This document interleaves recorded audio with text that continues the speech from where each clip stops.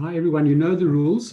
Please, if you've got questions, raise them. But if you could raise them through the chat room, and then I'll moderate for Corin. So the topic I've been asked to talk about is to look at international trends and how leading providers, and with the focus on South Africa, obviously, are reacting, adapting, innovating to this revolution in the post-school education and training environment. And of course, everything that we're talking about is absolutely been accelerated by COVID-19. So the key focus with this presentation is really to show that skills development providers are reactive. So they react to changes in our clients. So what we need to do is to understand and try and predict the business drivers in our clients so that we as providers can then both adapt and pivot to those. So I want to start off by telling you a story. So it's a story of two providers. The first provider is, let's call him Fred's Face-to-Face. So Fred's Face-to-Face was very happy with face-to-face training when the pandemic first hit, way back when, in March 2020, if we can believe that. And Fred used to go around saying things like, you know, it's really what my clients like face-to-face. And my learners simply will not cope with online learning. Oh, and the other favorite, my learners don't have access to do online learning. And he also used to say things like, the seaters don't like it. Provider B, let's call Provider B Online Omega. They had been following the trends, and that's a key thing, in China since December. They had seen the shutdowns in Wuhan. They'd watched Italy fall to the pandemic, and they'd considered that COVID might come to South Africa. So they started conversations both internally and with their clients, who were also doing research and who were also looking at international trends. Online Omega then started looking at online. They trained their facilitators and their assessors, and they implemented a learning management system. And they started talking to their clients about what if and business training needs during the pandemic.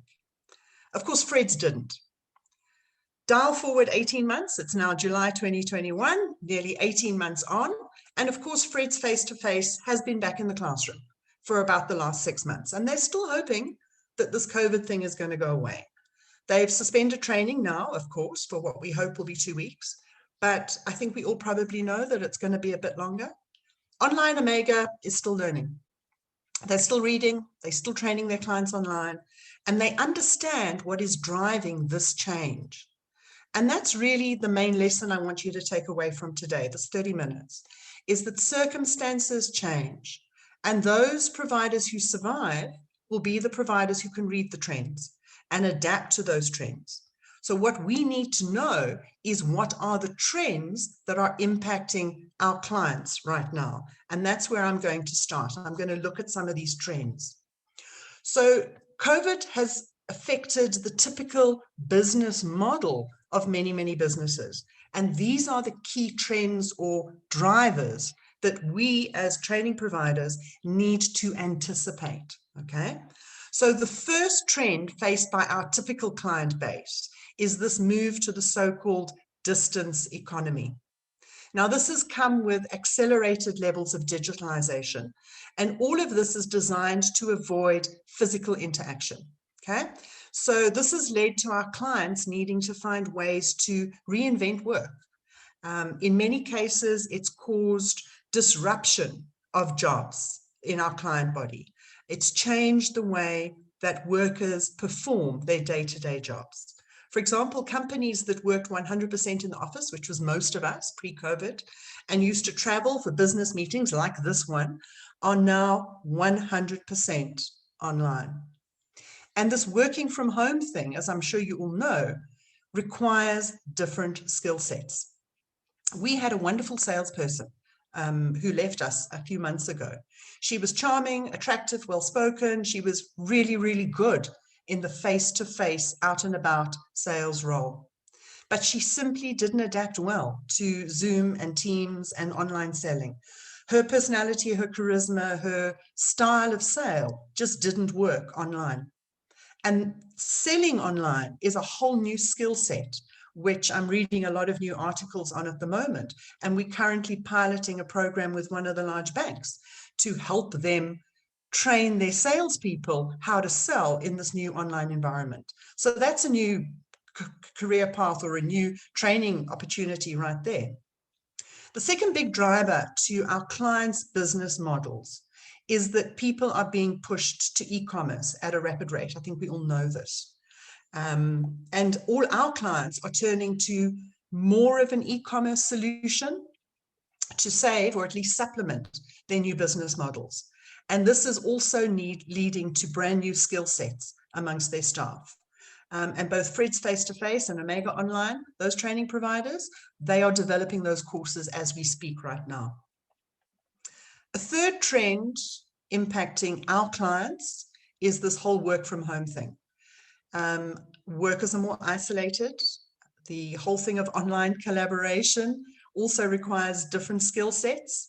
Managers have to manage differently. They need to be taught how to manage differently. Teams need to learn how to use these online systems, how to use other collaboration systems, and our trainers need to learn virtual training skills. And we all know, and there's lots in the media, that stress is incredibly high at the moment. People need coping skills, more soft skills than ever before. And that's what our clients are starting to demand from us. And of course, the unit standards, the QCTO qualifications, they're not keeping up to date with these actual training needs that are out there.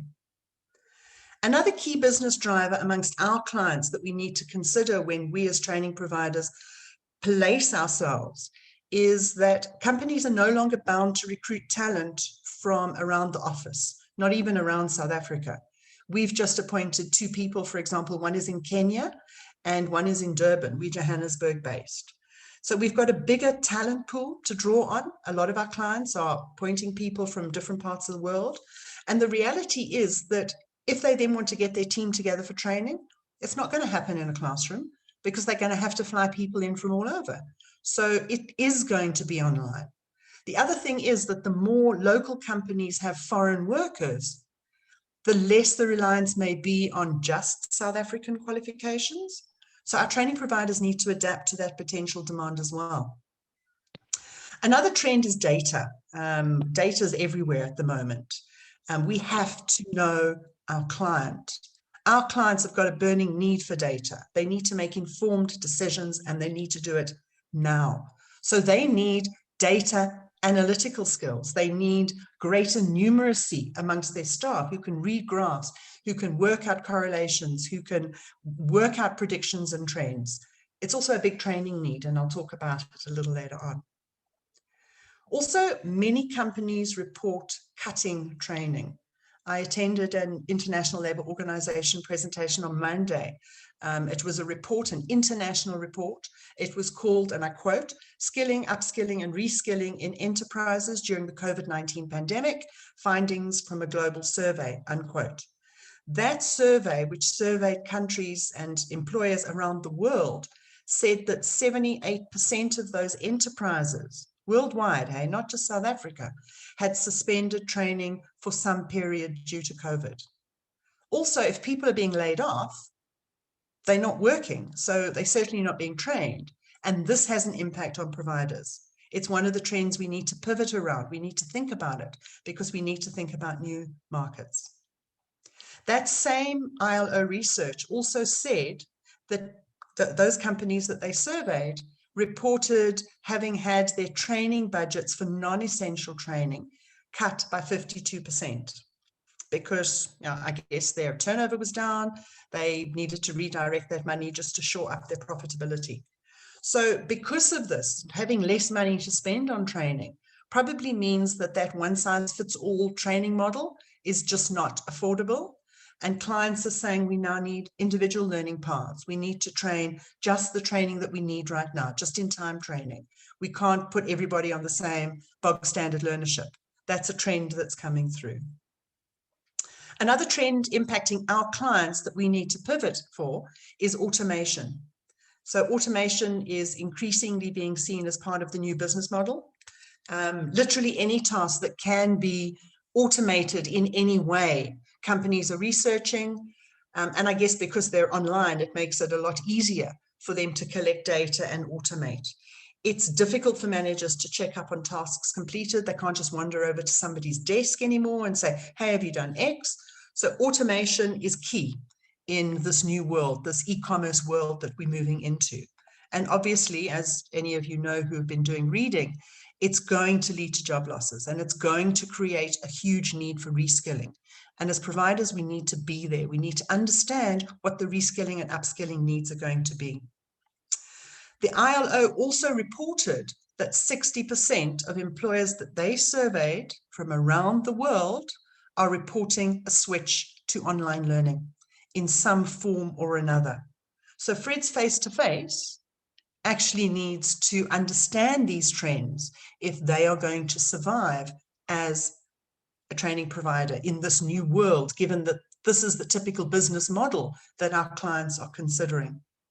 So the next step in this presentation, if there are no questions at this point, is I'm going to say, if this is our typical business model of our clients, what do we need to do as providers? Andy? Just a question from me. So yes. I mean, there's a couple of things here that really resonate with me. One is this access to talent from around the world. The other one is the thought that, so our current model, the SACWA and all of that stuff, yes. is quite rigid.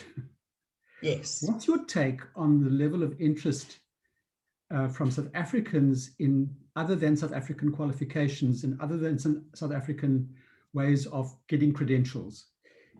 Is it, as I perceive it, as a massive trend? Do you think I'm wrong? No, I think you're absolutely right. And it's actually the very, very first point on my, what do we do to adapt to this typical business model? It's this whole move to micro-credentials. And many of us will be seeing it. People are doing Udemy courses, they're doing Coursera courses, they're doing Get Smarter courses. These aren't accredited courses at all. They're micro-credentials. And that trend that you're talking about now is exactly what's driving that. Okay, perfect. So what do we do as providers to adapt? So I've assumed here that my fictitious training provider, Online Omega, is the one going to be doing the adapting, because Fred is quite happy still training Genman 4 face-to-face because he's good at it. So now the first point to make is that training providers who pivot, training providers who adapt to these new business trends are not just, hello, how many people do you want in a classroom and let's sell the bums on seats. They're not that kind of provider. Online Omega is the type of provider who listens to clients' needs. They do training needs analysis. They share trends and thoughts regularly. They hold online information systems just like this with the client staff. They share their knowledge with their clients. They're seen as a thought leader. They post on forums like LinkedIn, etc., as thought leaders. The importance of this is it keeps that kind of provider top of mind when the client is looking for somebody to do some kind of training. So the first offering of an adapted provider like Online Omega is just what we spoke about. It's micro-credentials. Now, these have become quite topical. They're short courses, building blocks almost in their own ecosystem. Many micro-credentials are recognized internationally through digital badges, and you see these. They're being shared on LinkedIn at the moment. The trend is coming. They are non-formal recognition systems, these digital badges.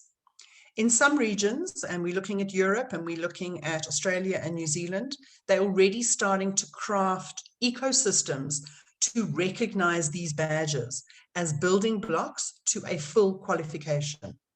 So that's where things are going. So slowly, at a student's own pace, they can do micro-credentials and slowly build up to a full qualification, but they're acquiring the skills as they need them on a just-in-time basis. Now, here in South Africa, our unit standard-based system, in a way, supports micro-credentials, because you can do you can slice and dice a full qualification like Genman 4 or Genman 5 into the individual unit standard bits and offer them as standalone micro-credentials, and slowly over time somebody would build up a full qualification. The QCTO model is a little more difficult for that. I believe that the Council on Higher Education is looking at the role of micro-credentials in its ecosystem. So we'll see. I hope we get there quickly. So another trend that Online Omega and providers like them are following is that of reskilling projects. But these reskilling projects are linked to real scarce skills, okay? So the scarce skills that the clients are telling them are scarce skills, not the ones on the official list that gets published every so often.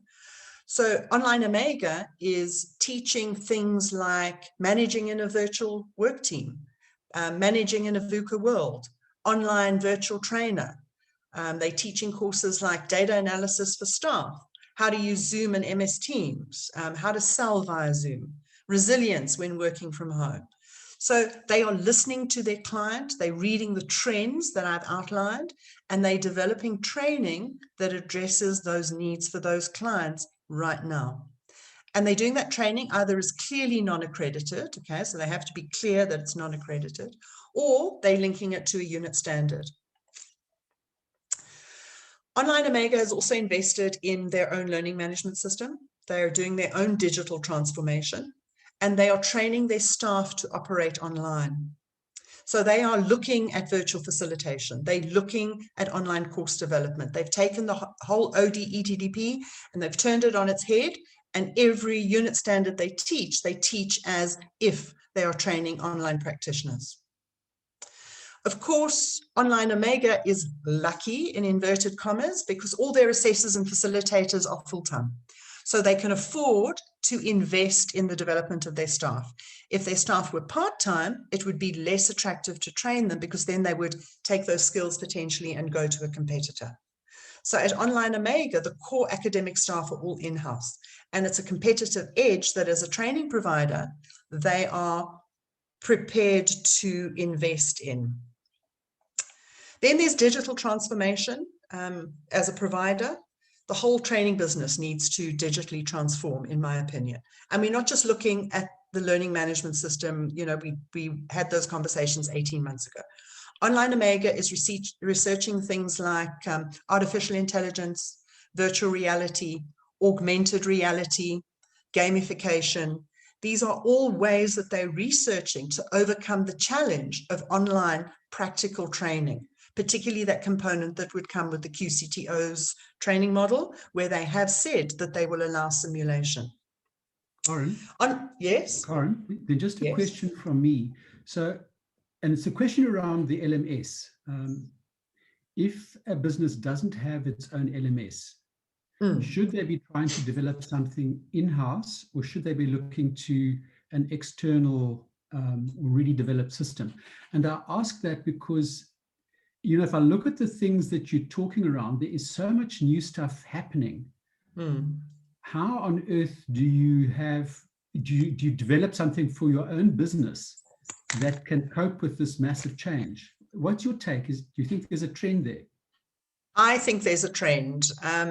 Talking about myself as a training provider in this space, we made the commitment to customize Moodle. So Moodle is the fastest growing learning management system in the world. It's open source, which is its advantage. And it's got thousands of techies around the world who deal with bugs and update your system and all that kind of thing. We hired a systems graduate straight out of university and gave him the task of making it do and look like we wanted it to for our academic, our underlying pedagogy. So we made that commitment and we did it. If you're big enough, I would recommend doing that because you then own, you're not beholden to anybody else. An alternative, though, is that there are a lot of subscription LMSs. So you can Google them. I can give you a few names. They're mostly American-based. You pay on a monthly subscription, $10, $15 a month, and you get access to the LMS, customized. You can stick your logo on it, and you can put your courses on it, and your clients can go onto it, and it looks like it's yours. I would go international rather than with a local provider doing the same thing. I guess I just have trust issues. Cool. Thanks, Karen. Okay. Online Omega is also, because they're automated. They're on a learning management system. They're storing their data in one database. Now that's important. Lots of companies, and reflect about yourself, lots of companies don't store on a single database. They have a client database, they have a learner database, they have a results database for the CETA. As soon as you've got separate databases, it's difficult to analyze trends in your data. So Online Omega has gone to a single database for clients and for learners and for CETA. And because it's all a single database, they can look at correlations, they can look at relationships, they can look at cause and effect, and they can make predictions. I can tell you that on our BBA program, if a student gets to week 5 and they've handed in all their work integrated learning projects, their chances of passing the exam in 7 weeks' time is almost 80%. So we focus on getting students to that point. Our Student Support Hub does, because we know the impact of getting them to that point. If we didn't have that data, we would just treat everyone the same. So having data and analyzing it and predicting your own trends is absolutely critical if you're going to survive in this new world. Online Omega is also looking at training outside our borders. They're considering Africa as clients. They're taking products like recognition of prior learning, credit accumulation and transfer, higher education courses if they're accredited, as well as non-accredited training. They're researching the African qualification framework, which is a reality. It's moving fast. And they're looking at SADC initiatives. And all of those initiatives, we have a SADC RPL policy, guys. All of those initiatives make going outside of South Africa and into Africa a heck of a lot easier. Finally, Online Omega is... Yes? Before you go on. Yes? So just help me also think about how much our learners here are going to want international qualifications rather than local qualifications. And maybe because they see our qualifications as very much stuck in the past. Do you think that's a real issue? I do. How to say this subtly? I don't like the QCTO curriculum model. I've been quite vociferously spoken against it. However, we do need a change. Our legacy qualifications are hopelessly out of date. So I do think that clients in particular are looking at the QCTO, they're looking at the CETA, and they're going, I don't like either of these models. All of our big clients, without exception, are themselves considering higher education accreditation. And I think that's quite big. Okay, thanks. Our big banking clients are putting hordes of their staff through a UK banking qualification. Hordes, and I'm talking of thousands. Because they see it as better. They see it as better. Yeah, okay. Throughout Africa, the banks, and banks are our biggest clients, the banks use the Institute of Bankers throughout Africa use the UK banking qualifications, not ours. Yeah. Okay, finally, Online Omega is looking at the QCTO qualifications. They're looking at what comes next. They're adapting. They're looking at the professional bodies. They're considering CPD training. All these short courses, micro-credentials I've spoken about, could all be registered as CPD training courses with professional bodies. They're trying to get their non-accredited courses recognized, even if it is just for professional membership. So Online Omega is doing a lot to adapt to these business trends, as you can see. However, Fred's face-to-face is still trying to sell German 4 in a classroom. He's good at it and he knows it works. So he's ignoring all these trends. Does anybody have any questions or comments? In the meantime, Angelique's going to post the link for CPD points up in the chat room. I think everybody's either asleep or gobsmacked, Corin. Yeah, hopefully asleep. Look, I'm fascinated by what you've had to say. You know, I guess I see a lot of change happening, but not really appreciated how much it is likely to change. I think this is a really whole new world for skills development in South Africa. A comment from Vilma Manuel, my partner just completed a short course through Karen's Institute, went exceptionally well. Yes, we are gobsmacked. Oh, okay. Well, that's very nice, Vilma. Thank you very much for that feedback. I'm glad it was a good experience. Then Karen, I think we're done. Thank you so Yeah, much. on time, Andy, on time. Really, really good session. Thank you so much. Perfect. I'd love to talk about data sometime. The challenge of analyzing data and the power of analyzing data can be huge. Just a final comment, Aaron, from Emmanuel. This session has been most informative. We're yet to move into the digital space. Seems daunting, although we have begun the process and are very eager to learn. So, Karen, thank you very much. This has been a very informative and interesting session. Thank you. And Cool. bye-bye, Thanks, everyone. everybody. Cheers.